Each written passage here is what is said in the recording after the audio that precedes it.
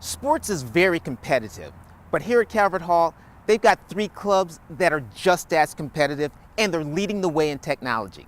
There's unmanned aerial vehicles, there's cybersecurity, and robotics.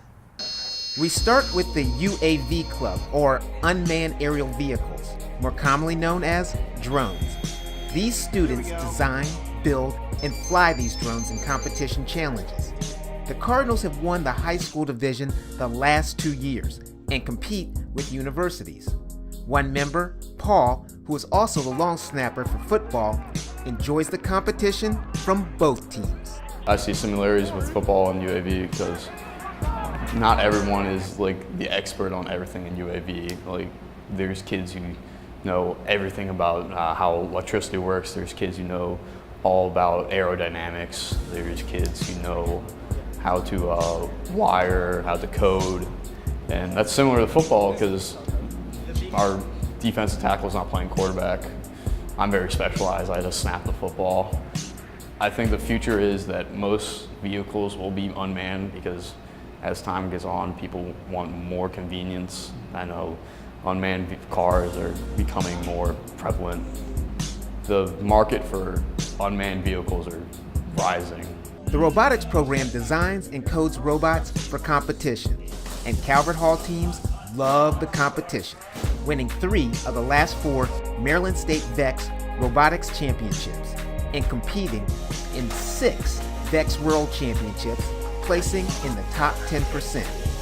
And Rishi and his teammates revel in the competition.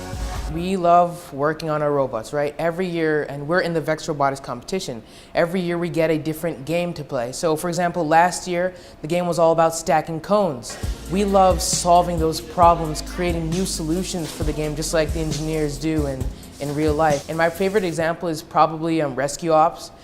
If you think about rescue ops, they're very dangerous. There's people in dangerous situations that need to be rescued, but sending more people in there just puts those people in danger as well.